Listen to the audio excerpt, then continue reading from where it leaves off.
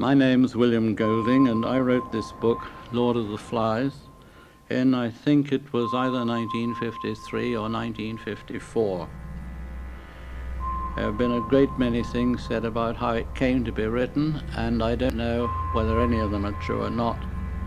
As far as I'm concerned, it happened because one day I was sitting one side of the fireplace and my wife was sitting the other, and I suddenly said to her, wouldn't it be a good idea to write a story about some boys on an island showing how they would really behave, being boys and not little saints as they usually are in children's books.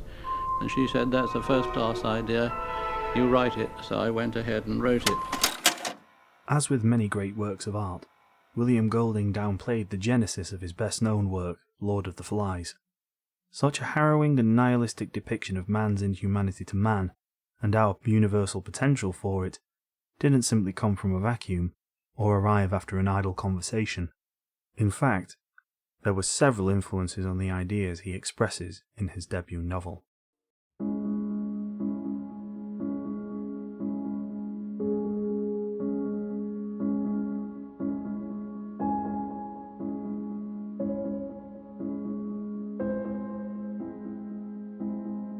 To many YouTube channels, history is a trite synonym for war, and war a trite synonym for the Second World War. And who can blame them for leaning this way? The two great nightmares of the 20th century were an incubator to the modern world, from workers' rights and computing, to women's liberation and gay rights. However, such a drastically altered world order came at an immense human cost. More conservative estimates put the total butcher's bill between 70 to 85 million dead, chiefly in the old USSR and China. As for Golding himself, he served from 1940 to 45 in the Royal Navy as a lieutenant. Among other actions, he was present at the sinking of the notorious Kriegsmarine warship Bismarck, the D-Day landings, and Operation Infatuate in the Netherlands. During the last action, Golding captained a landing craft ferrying Royal Marine Commandos across Walcheren Island. The fighting was so heavy that, of the 27 craft involved, 10 were destroyed. It should also be mentioned that Golding had a lifelong struggle with alcoholism, which, even though it predated and outlasted his Navy days, surely could not have made him more optimistic about the things he had witnessed. And yet, the cost of peace was not only measured in the sheer number of dead, defiled, and deformed, but in something new and perverse. The descent of the Iron Curtain heralded not only new ways of war, but a new threat to humanity, and one entirely of our own making. With the rapid development of the hydrogen weapons, as the world only just became acquainted with atomic ones, the diseased relationship between genocide and suicide that nuclear stockpiles heralded was not lost on the post-war intelligentsia. Was this the sum total of human scientific progress, of industrial revolutions, the harnessing of electricity, mass communication, transport, and the rest, to point a gun at our head?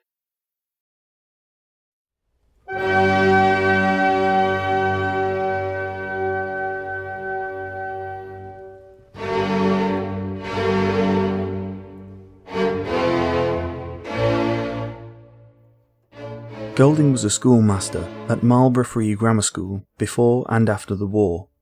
He treated the job with scorn, as he used lesson times and breaks to compose at least two of his novels, namely Lord of the Flies and The Inheritors. British public schools, and their posh attendants, have always offered a source of wonder and fascination for readers. As George Orwell pointed out in his essay Boys' Weeklies, magazines detailing the adventures of characters with names like Bob Cherry, Tom Merry, Harry Wharton, Johnny Bull, and Billy Bunter existed in print even before 1914 and continued to sell handsomely even during the Blitz. As Orwell himself phrased it, "It is quite clear that there are tens and scores of thousands of people to whom every detail of life at a posh public school is wildly thrilling and romantic. They happen to be outside of that mystic world of quadrangles and house colours, but they can yearn after it, daydream about it, live mentally in it for hours at a stretch. Regarding the same article, Christopher Hitchens pointed out, "And why should this astonish us when we see today's American youngsters stating with confidence which house at Hogwarts school they would join, if only they could?"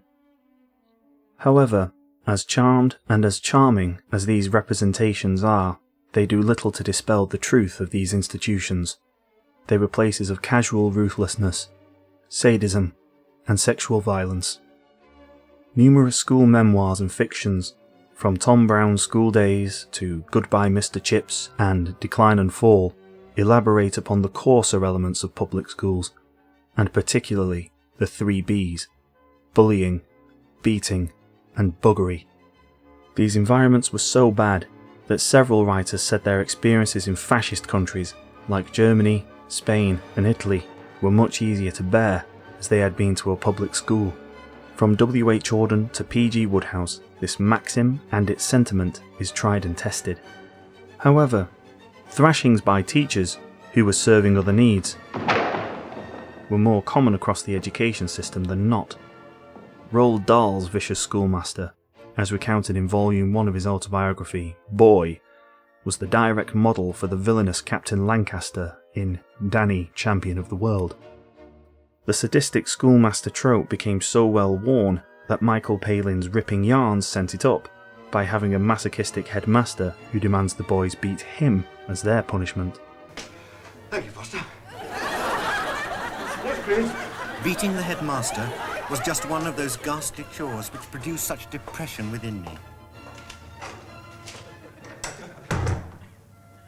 Ooh, that's better. Perhaps I digress. Golding's experience of violence colours everything he wrote, and the lessons in abject, might makes right power taught in the British school system trickle down onto his pages. Golding recalled experimenting by having his students play a game similar to King of the Hill, and his shock at watching how violent they became. But more than this, and, to my mind, where the novel becomes problematic, is its chosen binary opposites of Englishness as civilised, and the primitive state as savage. It's no accident that the most infamous line of the novel goes thus. After all, we're not savages, we're English. And the English are best at everything. And the English are best at everything. And the English are best at everything.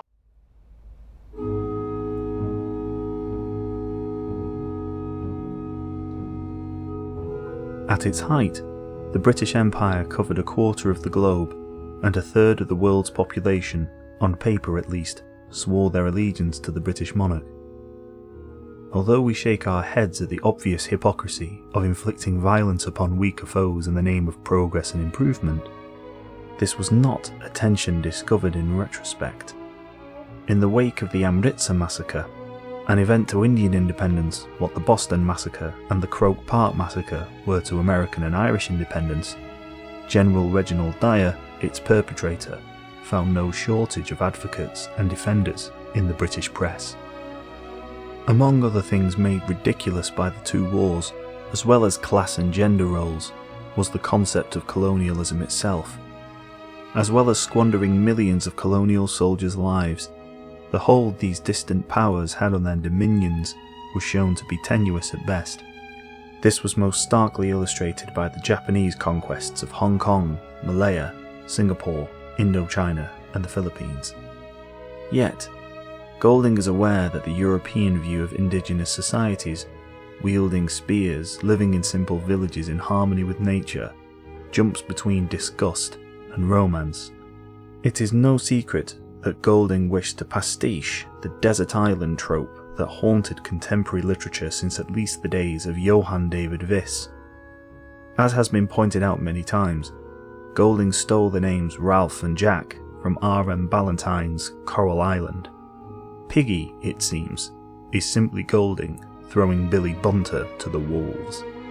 And yet, the fact that the boy's true savagery is framed not only by the loss of grown-ups, as Golding claims to have intended, but by such devices as face paint, spears, scant clothing, and fire ritual, I cannot help but feel that Golding is merely commenting that we're no better than them when a true reflection of the savagery innate in British society, and civilised society more generally, would have proved more incisive.